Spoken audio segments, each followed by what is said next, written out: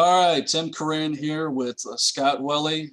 Scott recently spoke with us and gave us a tremendous insight.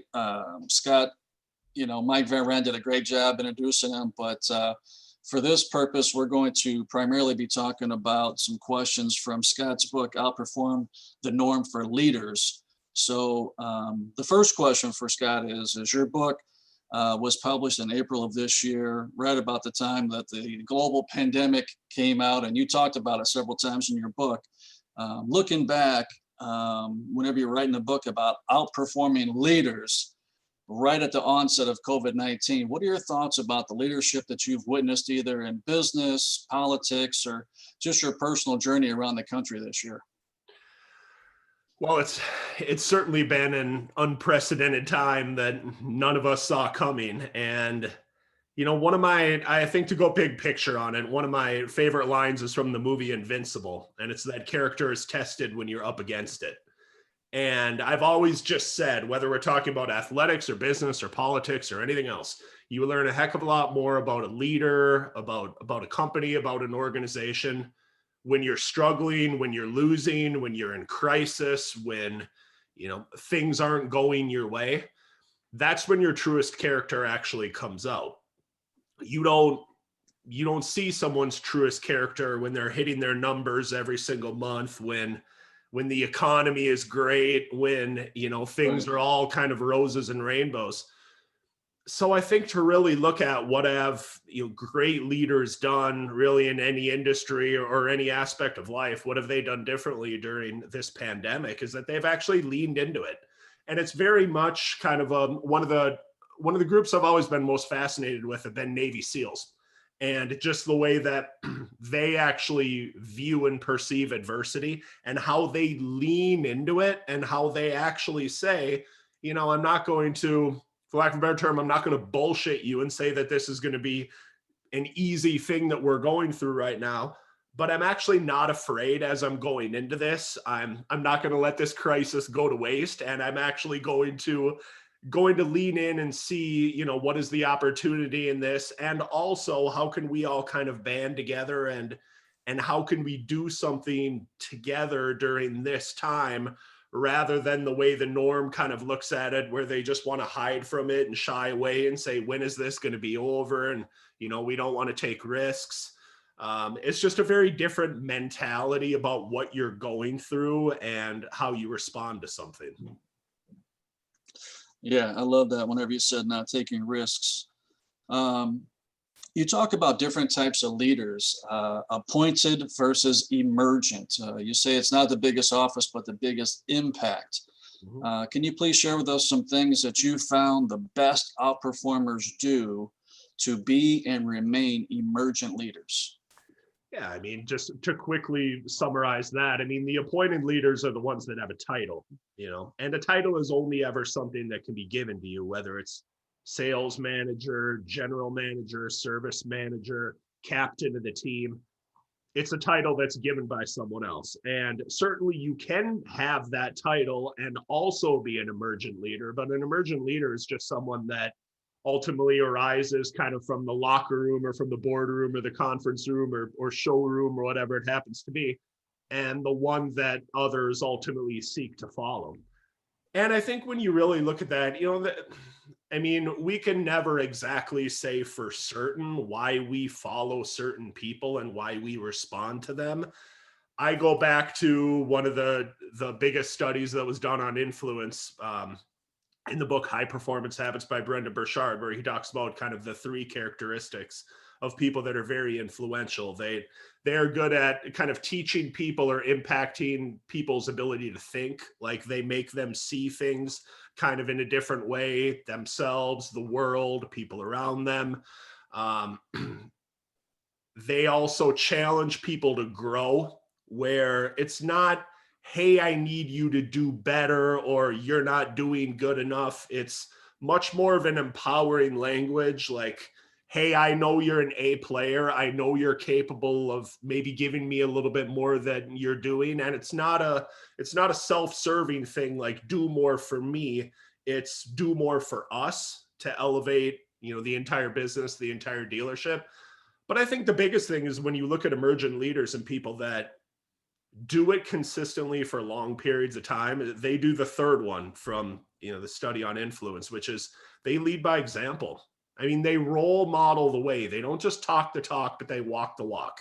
Yeah. They would be the people that would be willing to go out and scrape windshields on the inventory out there in the lot, even though they might be the general manager of the dealership. They might be the one that's in the lounge, restocking the water or changing the coffee in the coffee maker or something like that. Like, they would be willing to do those things. And even though they don't, it's not always, because a part of leadership is certainly delegation. It's not that they're always doing everything, but everybody else always has the feeling that they would be willing to do anything.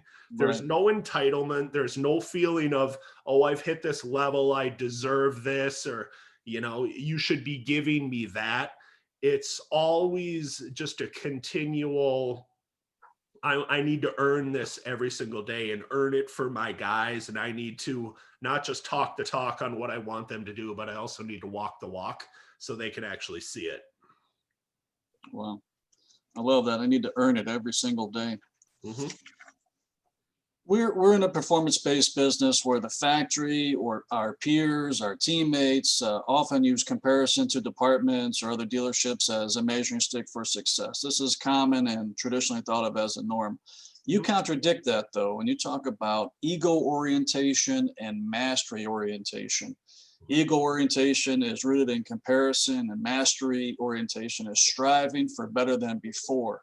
You go on to say the best only happens when you're striving for your best. So I find this fascinating, but I struggle with it. So please explain this concept in depth and how it can be applicable to ourselves and our teammates, and how do we alter our traditional thinking from comparison to mastery?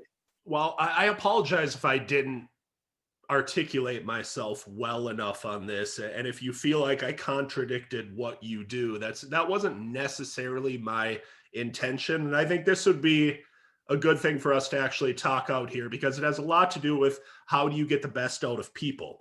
When we talk about an ego orientation part of it, or me against you, we're both selling cars. All right. You move 40 units in a month and I only move 35. All right. I'm stacking myself up relative to what you're doing. And that can be a huge part of peak performance and of high performance for some people, Right. where they will look at others and they will be driven by, well, I just want to outperform you. Or if you remember the definition, I want to surpass an excellence of performance relative to what you're doing. Where I think that can become problematic is in a couple of ways. Okay, well, what do I do if I'm consistently the top producer in the dealership? How do I get motivated if I'm already the top one? I can say, or maybe I'm so far perhaps above maybe the next person, or as a Ziegler dealership, we're already so head and shoulders above the rest of the industry as far as a competitive advantage goes. How do you continually get motivated if you're already the top person?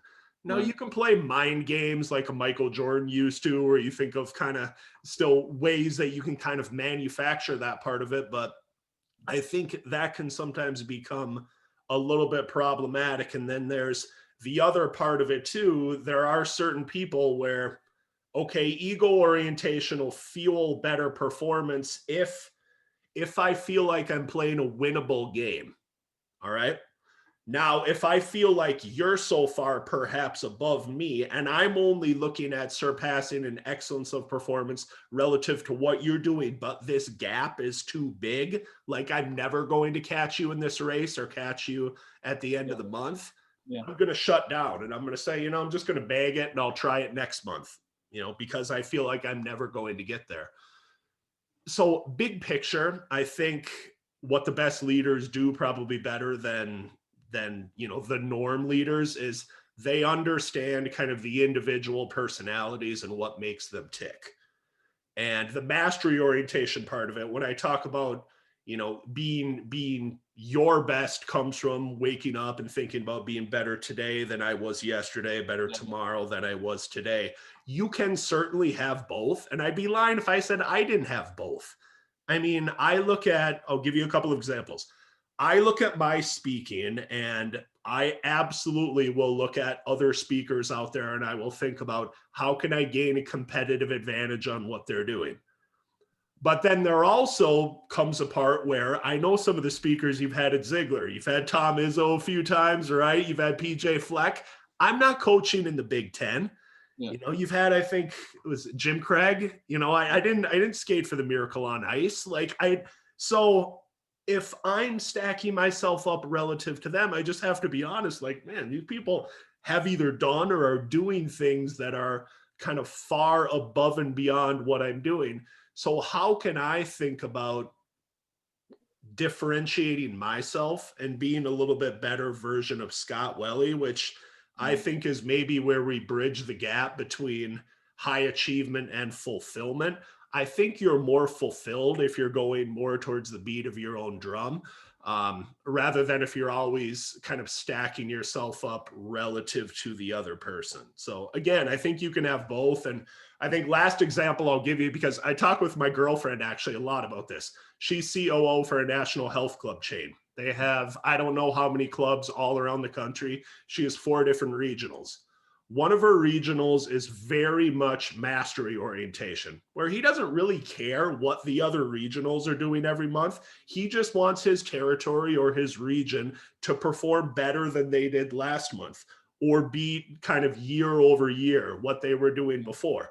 Yeah. Another one is very much ego orientation, where he always wants to know, what are the other 3 regionals doing right now? How are they doing this month? I want to beat them.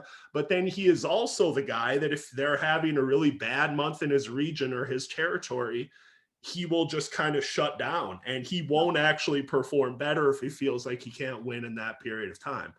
So again, I just kind of think you have to know who you're dealing with and being able to tap into some of those things. So I'm not sure if that fully answers your question. It's a fascinating topic. No, it is. And you talk about, Michael Jordan, you use him as an example. And you said after he gave his induction speech, you wondered if he felt fulfilled or not. And the way he went about it, we can't argue, the best ever. But no, you did answer the question and saying you can have both. And that's what I didn't put the two together, that you can be both. Yeah. And you can be both, and everybody is probably a little bit of both on some type of continuum. I don't think it's an all or nothing kind of one or the other.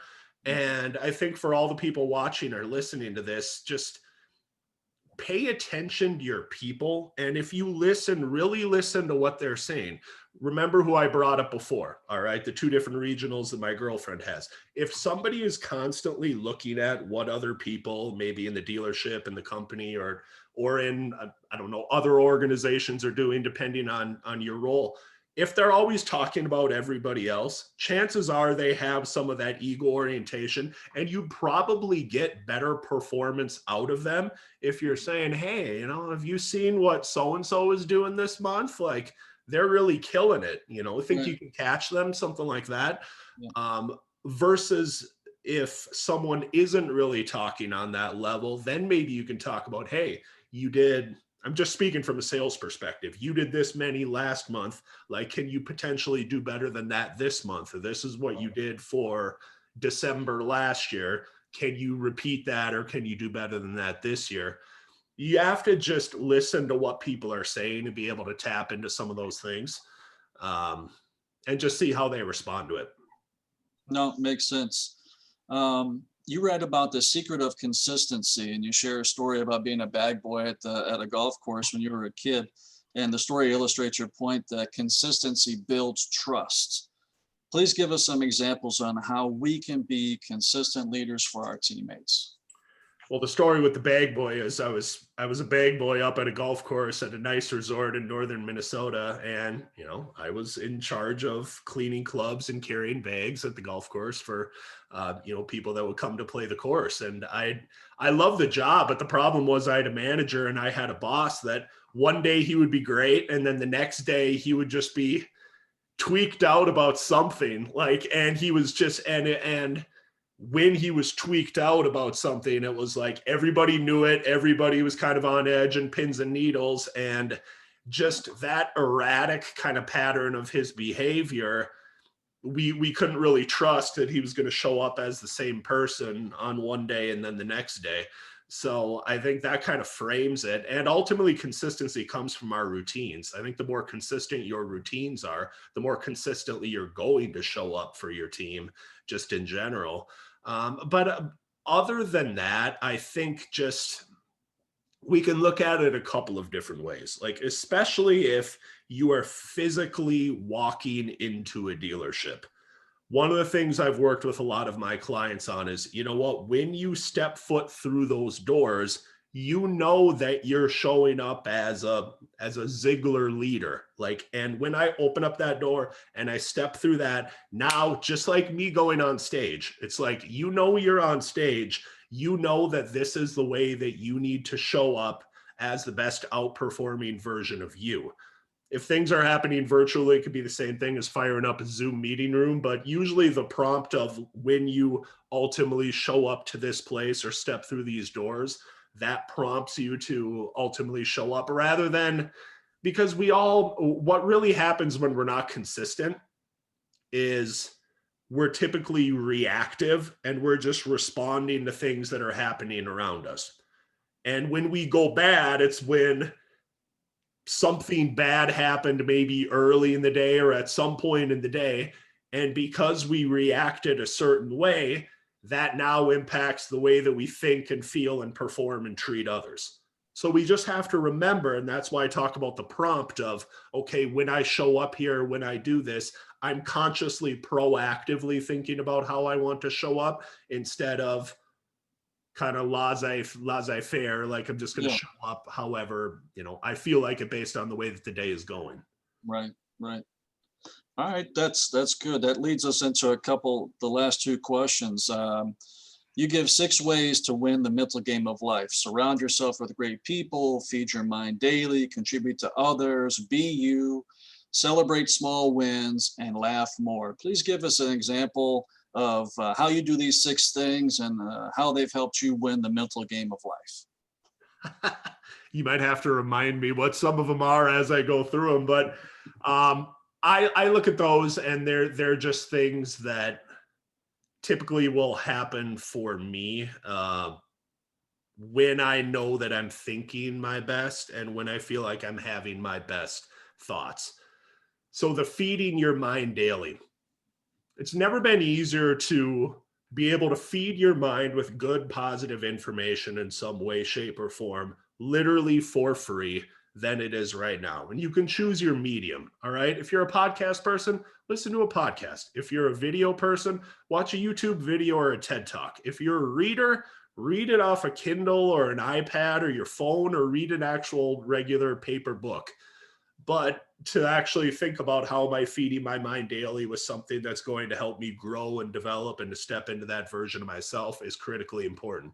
Surrounding yourself with great people. I don't know about you, but the more years I have on this earth, the less tolerance I have for bullshit and for people that just, I mean, I really do notice that. Like it's a little bit more difficult if it's, let's say, family's a little bit negative or pessimistic. Like you just kind of stuck with them in some way, shape, or form. You can put up a little bit of a buffer, but for friends of mine, for people that I used to associate with, if I just find them always being pessimistic or skeptical or just not making me a better person, I'm just very conscious and intentional of those people that I let into my life and how much I do, because I know that that's going to impact how I think and feel and perform. Being you, I think that's just authenticity. Kind of feeds back a little bit maybe to mastery orientation. Just being comfortable in your own skin and showing up that way every single day, being comfortable with that. I'm not going to pretend that that's a 100% easy thing, but Right. uh, yeah, just being comfortable being you. What else do I have on there? What Contribute am to I? others. What's that? Contribute to others. I'm curious on that attitude of gratitude and how you. Yeah. Well, I think fulfillment comes from a contribution to others. I mean, I'm a huge believer that it's one of the reasons, probably the biggest reason they were put on this planet. I remember this would have probably been, I don't know, maybe June, let's say. So we were in the pandemic for a few months before that, and I just sent out just a quick simple survey to my email list, a few thousand people, and just asked them, I just said, hey, what are you doing to help you thrive and to help you handle everything that's going on with the pandemic and COVID during this time? And I took and I kind of distilled all of the answers that I got back. And the biggest one that I heard in some way, shape, or form was that it had nothing to do with inward focus and what is going on with me. It had to do with how can I do something to still contribute to we or still contribute to others. And I think it was Tony Robbins way back in the day that said if you're ever suffering or struggling with something, it's almost always because your attention is directed too much inward, like what's going on with you versus striving and serving. It's very much servant leadership is Yeah. actually looking and thinking about contributing outward, contributing to others. So that's a fantastic way to look at it. Small wins. Another big thing that came out when I put that out there was, I mean, hopefully for the people listening to this, would be something professional. Like we know that we're moving the ball down the field in our dealership and our organization this way, but they all wrap their hands around some form of progress that they Right. were making in their life, because progress breeds kind of motivation, breeds empowerment, and just makes you feel good about what you're doing to be able to see that ball being moved down the field. And they were doing it in some way, shape, or form, personally, professionally, spiritually, or otherwise. Was there one more that I didn't hit? Laugh more. Laugh more. I mean, it is one of those things that I try to do it. And again, I look at it and it's like, okay, if I ever find myself in a really bad mood and I'm not having a very good day, and I look back, how much did I laugh? You Yeah. know, I wrote a whole blog post on it that much like exercise, much like gratitude, there are very few things that replicate all of the physical, mental, emotional benefits we get from laughter. Yeah. Yet we sometimes look at things like this and it's like, well, I heard this from some people right at the start of the pandemic because I was just trying to put out things that were kind of entertaining and humorous. And a couple people, Scott, this isn't a laughing matter. And I get that a lot of what we're talking about might not be a laughing matter, but Yeah. sometimes what matters is laughing. Right. You know, it's, Yeah. and I'm not like, making fun of, obviously, death counts and viruses and sickness and economy and unemployment and all those things. Like I'm not making fun of all of that, but can you find humor in something that's going on in Right. amid all of Right. this? Yeah. It has a massive impact on your attitude. Absolutely. The final question, and it was kind of reminding me a little bit when you were talking about being consistent and getting in the right frame of mind as a leader. You say you start your day with intention. And later in the book, you go on to say the first hour of the day is the vital 4%. And you give four things to do during the vital 4%. Be grateful, move your body, fuel your body and mind, and plan your day. And I love your quote. You say, owning the morning leads to owning the day. Mhm. So obviously you're a heck of a outperformer. So can you share with us, how'd you figure this out? How'd you come up with the four things, to make up the vital 4%? Well, I think, yeah, you own the day or the day owns you. So I think a lot of this came from, we all have different morning routines. And I'm not going to say every single person out there has to follow these things with gratitude, nutrition, exercise, focus, planning, prioritizing your day. I'm not going to say that you have to do it exactly this way, but they are things that I looked at. It was really very much a kind of a reverse engineering thing where I just looked at when I was falling asleep at night or when I was looking at kind of reflecting on my days. And I was saying, man, I had a really great day. Like, really felt good, really got a lot done, really felt like I outperformed today. What happened and how did I start that day? And kind of conversely, other days where, oh man, I just brain fog or like wasn't feeling very good today, didn't get a lot done, felt like I was busy but I wasn't productive. Well, what was I missing or what didn't happen on those days? And I just know that if I can start my day out and get into that positive forward motion and momentum with some gratitude, with just some type of good healthy breakfast, with moving my body, whether that's a run or a lift or a stretch, but something where I get the good kind of exercise juice going, and then spending maybe it's not more than 5 or 10 minutes sitting down. And I will usually just write it down on a piece of paper, like literally, what do I need? What is most important right now? And what do I need to get done today for me to feel like it's an outperforming day? It's not a to-do list. You can start there, but then think about what are my big rocks? What are the most important things that are going on right now? And what are the few needle movers, the things that really matter, that if I do those things today, even if these other things don't get done, will still make me feel like I had a very outperforming day. Awesome. Awesome. Scott, that's all the questions. I'm just very appreciative of your time. Looking forward to sharing this with Aaron and Mike and the group. And just, man, thank you. Thank you so much. Oh, man, thanks a lot for the opportunity. Love speaking for you guys. And hey, you're the best of the best. You're all outperformers. And I'm not just saying that. Awesome. Thank you, Scott. All right. Thank you.